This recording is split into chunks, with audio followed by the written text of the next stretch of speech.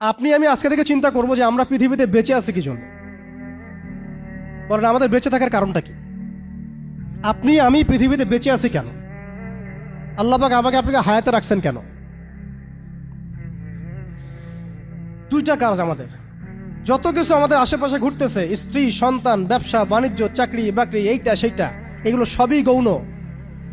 আমাদের মুখ্য কাজ দুইটা: আল্লাহর ইবাদত করা, তার জমিনে তার দিন কায়েম করা। বাকি সব কিছু এর আওতাভুক্ত। ইবাদতের মধ্যে এটা কাউন্ট হবে। আমার সন্তানের প্রতিপালন, স্ত্রী ভরণ পোষণ সব ঠিক আছে, কিন্তু আমার মূল কাজ দুইটা। এক, আমি ওয়ামা খালাকতুল জিন্না ওয়াল ইনসা ইল্লা লিয়াবুদুন, এর উপর আমল করব। একটা হচ্ছে ইন তানসুরুল্লাহ ইয়ানসুরকুম ওয়া ইউসাব্বিত আকদামাকুম, এটার উপর আমল করব। ওয়া ইন তাতাওয়াল্লাউ ইয়াস্তাবদিল কওমান গায়রাকুম, এটা মাথায় রাখবো। অর্থ হচ্ছে আল্লাহ পাক বলেছেন তোমরা আল্লাহর দিনকে সাহায্য করো, আল্লাহ তোমাদেরকে সাহায্য করবে। আল্লাহ বলেছেন তোমরা যদি মুখ ফিরায় নাও, আল্লাহ তোমাদেরকে সরাই দিবেন, নতুন কওম নিয়ে আসবেন। আল্লাহ পাক বলেছেন আমাদেরকে উদখুলু ফিস সিলমি কাফা, পরিপূর্ণরূপে ইসলামে প্রবেশ করো। আল্লাহ পাক আমাদেরকে বলেছেন যে ওয়ালা তামুতুন্না ইল্লা ওয়া আনতুম মুসলিমুন, পরিপূর্ণ মুসলিম না হয়ে মৃত্যুবরণ করো না। কত আয়াত আছে।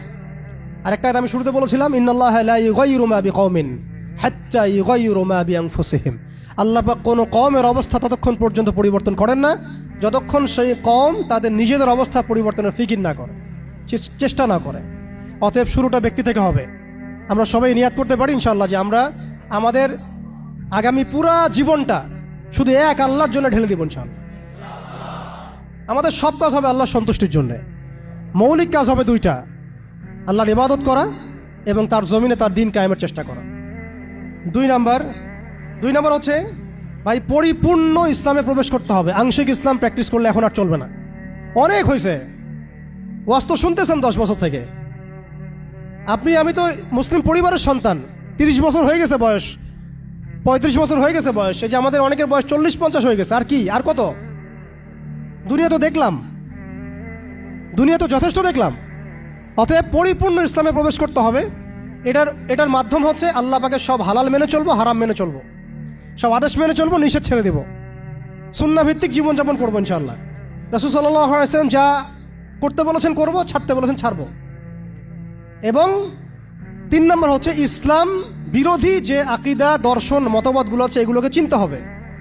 শুধু ইসলাম পালন করেই যাবেন, এইদিকে আবার তাগুত, কুফর, হারাম সবই থাকবে, এই জগা খিচুড়ি দিয়ে আবার কাজ হবে।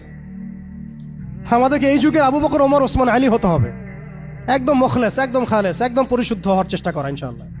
তো ইসলামের পরিপূর্ণতার মধ্যে প্রবেশ করার চেষ্টা করতে থাকা এবং একই সাথে ইসলাম বিরোধী যে আকীদা আমলগুলো আছে এগুলো থেকে দূরে থাকা। এবং ইসলাম বিরোধী অনেক আকীদা আছে, দর্শন আছে। প্রথমে কয়েকটা বললাম, এছাড়া আর অনেক আছে। মুরজি আকীদা আছে, জাবারিয়া আকীদা আছে, কাদারিয়া আছে, আপনার মুতাজিলা আকীদা আছে, রাফেজি আকীদা আছে, খারেজি আকীদা আছে। এগুলো সম্পর্কে চিন্তা হবে এবং আহলুস সুন্নাহ ওয়াল জামাআর আকীদার উপর থাকতে হবে। এর সাথে এই যে পশ্চিমা তন্ত্রমন্ত্রের দর্শনের যে ফিতনাগুলো, এগুলো থেকে দূরে থাকতে হবে। আমলগত ফিতনাগুলো থেকে দূরে থাকতে হবে।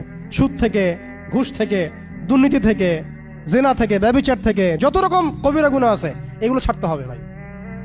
আল্লাহ পাক অপবিত্র কাঁধে আল্লাহর দ্বীনের আমানত দিবেন না, অপবিত্র কলবে আল্লাহ পাকের দ্বীনের আমানত দিবেন না। সো ভিতর বাহির পরিষ্কার করতে হবে, ভিতর বাহির পরিষ্কার করতে হবে। আল্লাহ পাক তৌফিক দান করেন।